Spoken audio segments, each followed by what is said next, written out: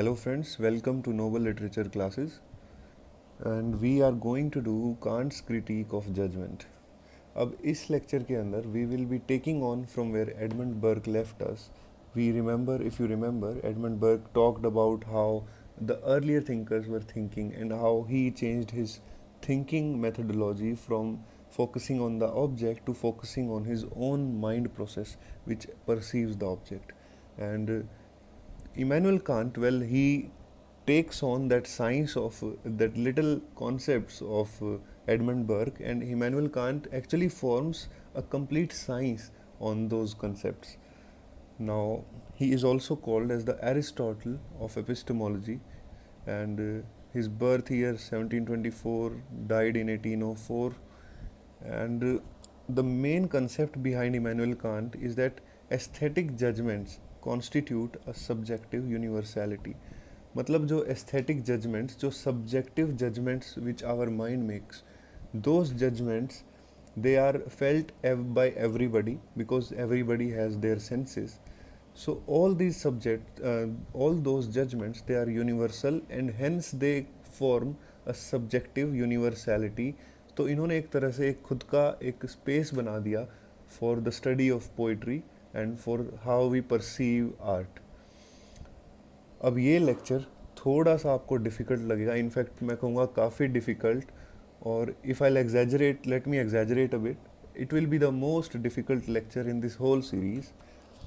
But I want you to stay on this lecture with me. अगर आपको कहीं समझ नहीं आता तो थोड़ा सा उस वीडियो को पीछे करें और फिर से देखना स्टार्ट करो, बिकॉज इमैनुअल कांट ने बहुत सारे कंसेप्ट्स इंट्रोड्यूस किए हैं and he has tried to differentiate between every single thing in the subjective mind. For example, the differences between the beautiful and the pleasurable, and the beautiful and the good, and then he tried to differentiate between imagination and understanding, imagination and reason, and then he tried to differentiate between beautiful and the sublime. Then he differentiates beautiful also, he categorizes it into pure beauty and dependent beauty, and he categorizes the sublime also into quantitative sublime and qualitative sublime.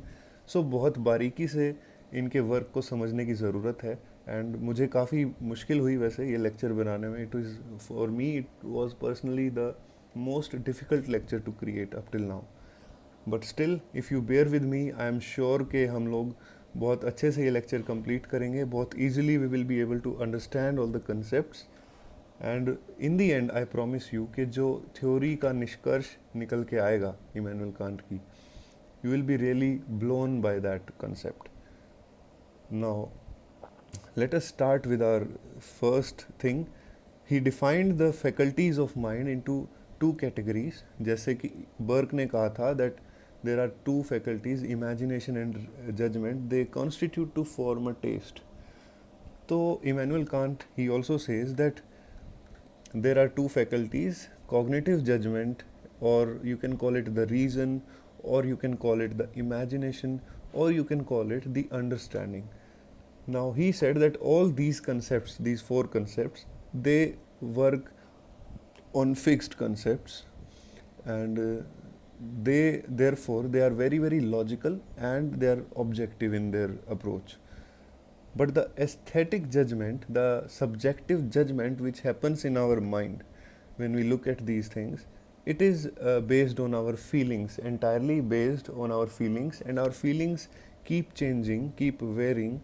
Therefore, the aesthetic judgment is totally subjective in its approach. Now, he also says that subjective judgment or the aesthetic judgment or the art, it is free from any kind of concept, purpose or source. It is born in the mind and it is consumed there only. तो एक line है जो वो बार बार इस work में mention करते हैं about his critique of judgement, about the subjective mind that we have, and about the aesthetic judgments that that subjective mind makes. He says that all these things are an end in themselves. They are an end in themselves. So I will keep using these two words, aesthetic and subjective, differently, but more or less they will mean the same. मतलब इनका एक ही meaning रहेगा. मैं subjective और aesthetic को जब भी use करूँगा तो इसका मीनिंग वही रहेगा कि जब हम मेंटली किसी चीज़ को सोचते हैं. So let us start with the first thing. Now he talks about the judgment of the beautiful. अब सबसे पहले he will try to differentiate between the beautiful. अब किसी को समझाएं कि ब्यूटीफुल क्या है, उसके लिए there are two ways. That's या तो उसकी एक अच्छी सी डेफिनेशन लिख दो या फिर उसको डिफ्रेंशिएट करो उन चीज़ों से जिसके बारे में हमें ऑलरेडी नॉलेज है. तो he tries to differentiate the beautiful first from the pleasurable. He says के there are two Greek words now. I'll tell you, eros and agape. Eros and agape are two kinds of love, and in the Western culture, eros means the physical love or the bodily love in which we wish to possess somebody. But agape means it is the spiritual love, and in that love, it is not like the girlfriend boyfriend love. It is like when a child has a crush on somebody, and he does not want to hold her or to be with her. He just enjoys watching her. He, like everybody in the class, most of the girls would be having good hair, but especially when he looks at her hair, he really feels magic. So he's talking about that beautiful over here, that the real beautiful is not the pleasurable. मतलब it is not something कि वो कुछ क्षण का pleasure हमें दे के और चली जाए. It is going to be with us. Now Kant says कि ये जो ब्यूटीफुल है it can also be something fictional. जैसे बच्चों को बचपन में they are told that there are unicorns, और बच्चे इतने प्यार से उस यूनिकॉर्न की डॉल के साथ खेलते हैं. They really feel that wow, and even if the doll is not there, even if they are just watching a cartoon, they completely fall in love with that cartoon. So even the fictional or the imagined concepts, they fall in the category of beautiful. So beautiful can be anything which is like not something physical or which we can possess. Now he again differentiates the beautiful from the good. He says that the good, whatever is good in the world, it is actually based on several conditions, and there are purposes to be good. But the beautiful, it is unconditional. So that is how he differentiates first two definitions, first two distinctions.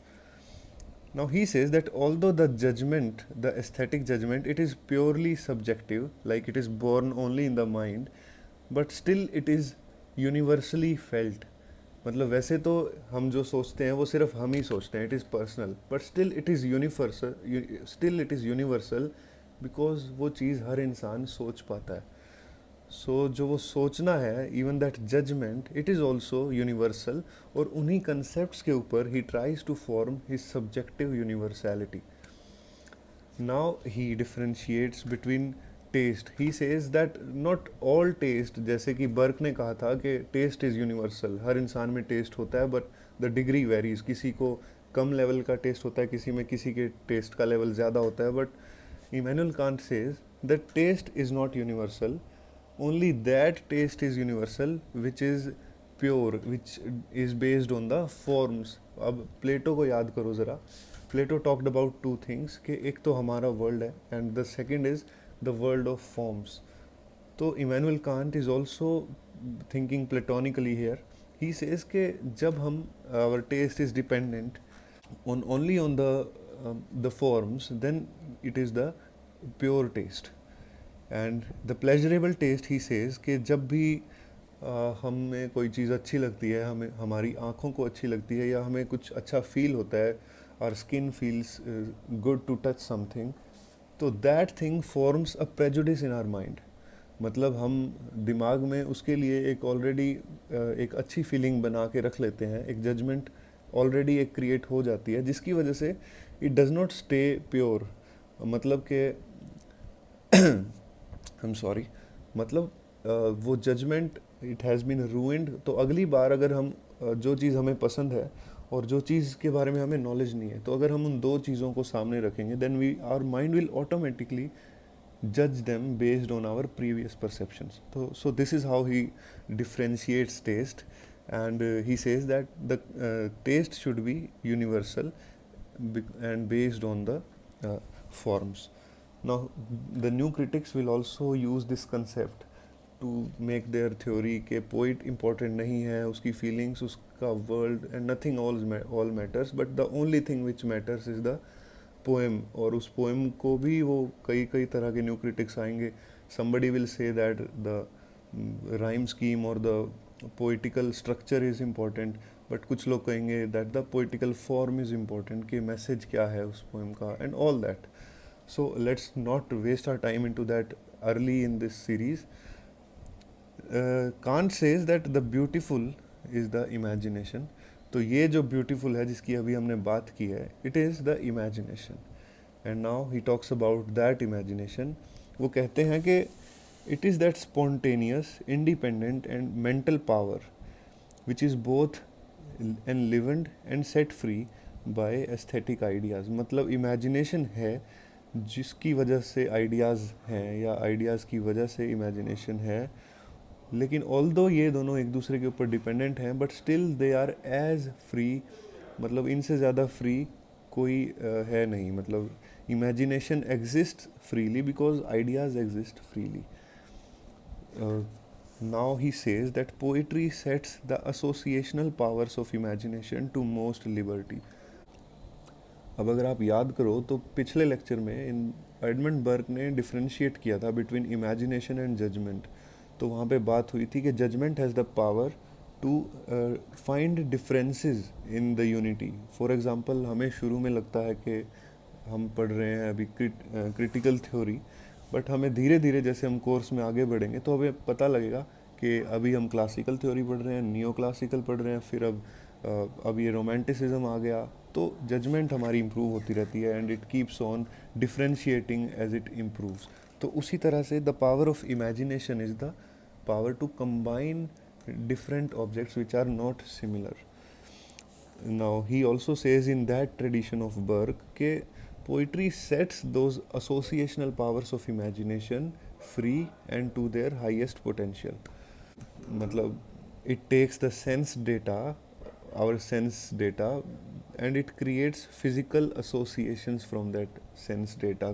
किसी ने poetry लिख दी, किसी ने painting बना दी, किसी ने movie बना दी, किसी ने कोई स्ट्रक्चर स्कल्पचर, और मतलब whatever we create, it is because of our imagination.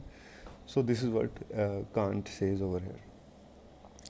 Now he says that although ये सब चीज़ें एग्जिस्ट करती थी, इमेजिनेशन, जजमेंट, ये इंपॉर्टेंट है और सब्जेक्टिव माइंड के ऊपर मेरी पूरी थ्योरी बेस्ड रहेगी, but still understanding and reason are not completely useless. उनके भी पर्पज़ हैं और इनफैक्ट वो भी बहुत ज़्यादा इम्पोर्टेंट हैं.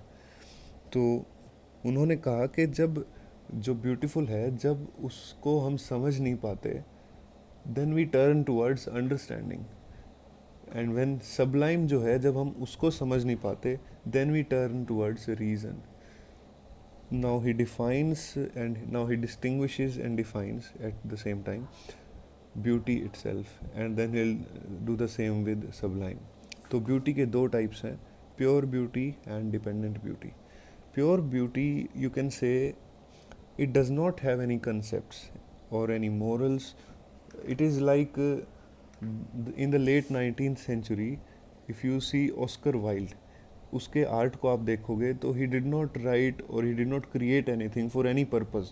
It is completely purposeless, or that beauty he defines as the pure beauty. You can say there is a word like art for art's sake. It was during that late 19th century only this phrase got popular. Now the other type of beauty, it is the dependent beauty. He says that when we make concepts, fixed concepts about beauty, and whenever we feel that there are things it should teach and please, जैसे हमने discuss किया था कि poetry should teach as well as it should please. तो whenever we make those strong ideas or the strong concepts, तो that is when we call it dependent beauty. और उसका example दिया उन्होंने, that there are decorum, Horace का decorum है, it is based completely on the dependent beauty and also on the dictums. Dictums are like जो कहावतें हमें सुनाई जाती हैं बचपन में, कि दूध का जला छाछ को भी लाइक फूक फूक के पीता है. तो all these things are meant to teach as well as please. Next thing, he gives the differences between the sublime. First is the quantitative sublime. He says के it is like more mathematical thing, कि कुछ ऐसी ऐसी चीज़ें हैं जो हमारी समझ के ही बाहर हैं. For example wild chaotic objects और concepts, these can not be understood by us, because अगर आप किसी अर्ली 20th सेंचुरी की पेंटिंग उठाएं फ्रॉम पिकासो और उसको आप देखो तो फर्स्ट टाइम में आपको वो चीज़ समझ नहीं आएगी. Why? Because you don't know what was going on those days and why he created that art. And that is called quantitative sublime. आपने देखी होंगी एब्स्ट्रैक्ट पेंटिंग्स, एब्स्ट्रैक्ट पोएम्स, और even this lecture might look quantitative sublime to you as it is very difficult, but this is what he defines it into. और दूसरा जो sublime है, it is the qualitative sublime. अब sublime को इसने मान तो लिया था, just like Burke, ये भी मानते थे that sublime is something which moves us completely, which completely blows our mind. And but still he differentiated into two. The qualitative sublime, he says, it is more dynamic, कि मतलब हमें समझ तो आता है जो हो रहा है, बट हमें अंदर से एक फीलिंग आती है कि वाह यार कितना गज़ब है वो चीज़, या फिर we feel fear about that because we are incapable of imitating that same thing. For example, if you see the Usain Bolt running, or if you see the movies of Bruce Lee, how he fights, how fast he is, and then you see Ronaldo playing soccer, so that is the qualitative sublime actually.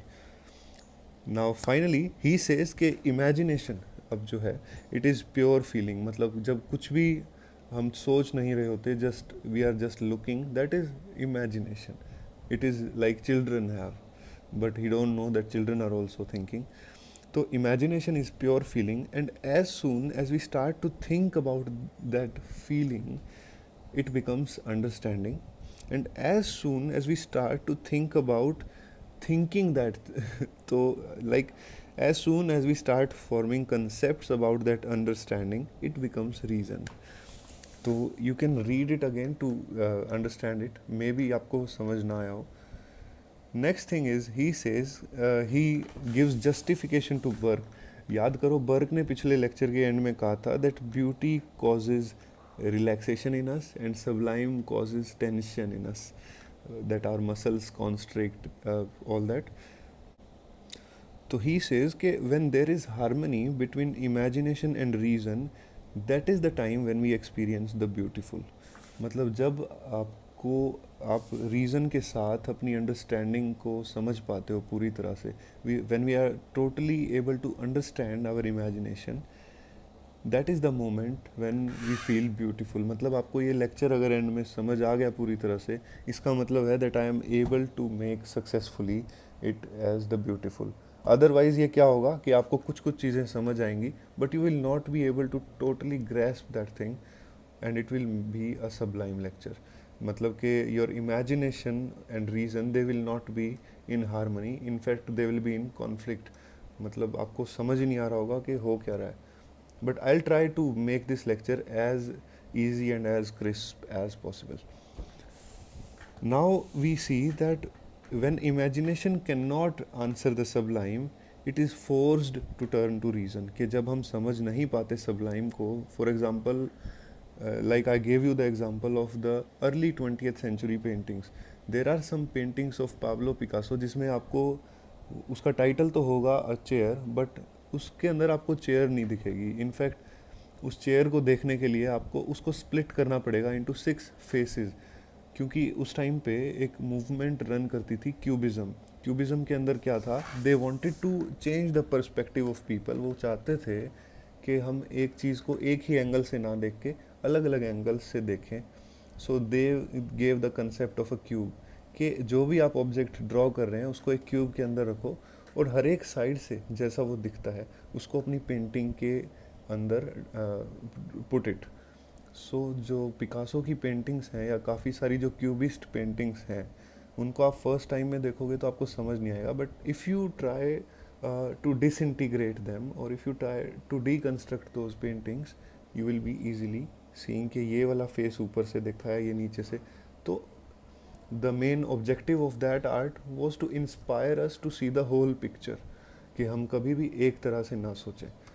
तो अब जब तक हमें वो चीज़ नहीं पता थी, जैसे मैंने आपको बताया, और मैं आपको डायरेक्टली एक क्यूबिस्ट पेंटिंग दिखा देता, तो आपको लगता कि यार ये क्या दिखा दिया, and then our imagination would be forced to turn to reason. हम पता लगाने की कोशिश करते कि यार ये है क्या. Now, Immanuel Kant he himself lived in the age of the reason, and which we call the age of enlightenment also. That is the reason कि ये रीज़न को सबसे ज़्यादा प्रायोरिटी देते हैं. अलेक्जेंडर पोप का जो टाइम था, एज ऑफ रीज़न, तो इन्होंने कहा कि जब हमें पता लगता है ना कि imagination and our subjective mind it can not answer everything, उस टाइम पे we realise that we are not empiricist, कि हम एम्पायरिसिस्ट नहीं है. हमारी सारी knowledge does not come from entirely from the senses, but actually we are supra sensible creatures. Supra sensible means we are beyond senses, कि senses के अलावा भी हमारी एक एग्जिस्टेंस है.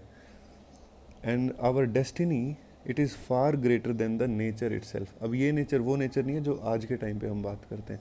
आज की नेचर में तो हम ये कहते हैं कि एवरीथिंग जिसका हमें पता है या नहीं पता वो नेचर है, बट वो मानते थे कि जिसका हमें पता है वही नेचर है. ठीक है, तो the materialistic world he is talking about. तो ये कहते हैं that our destiny is far greater than this materialistic world, क्योंकि बहुत कुछ है जो हम सच में आंसर नहीं कर सकते, and we are constantly trying to find the answers, even if we have to endure so much pain and terror. So he says that we are not just rational, but we are also spiritual creatures. This is the result of the Kant's critique of judgment, and Professor Luis Marcos, who is a PhD scholar and an excellent teacher of literature, in fact he inspired from him only to make this series. He says, he names this concept as the Kantian catharsis. And indeed, only an Enlightenment thinker like Immanuel Kant could have justified reason as the source of our greatest emotional experience. Now, the Romantics will definitely be angry by this concept, and they will try to change the game. They will try to focus and they will try to prioritize the imagination much above reason, and we will see that also. तो अगर आप लोगों को ये lectures समझ आ रहे हैं, I am really glad about it, but नहीं समझ आया then do get back and watch this lecture again. अब आपके लिए कुछ होमवर्क है. You have to Google these terms and write it in the comments जो आपने इनके बारे में समझा. I am not asking you to write whatever you read. आपको जो चीज़ समझ आई वो चीज़ आप उसको कमेंट्स में लिखिए. The 3 terms which were given by Immanuel Kant: transcendental idealism, or then deontological or moralist approach, and then the 3rd term is the categorical imperative. ये तीनों चीज़ें सर्च करो और कमेंट्स में प्लीज़ टाइप करो. And please like this video, please share this video with your friends, subscribe to my channel, press the bell icon. जो भी है आप लोगों ने देख लिया है यूट्यूब में जो करते हैं लोग, please promote this page, and I will try to give my best to make you guys well versed with this subject. Thank you very much. Have a nice day.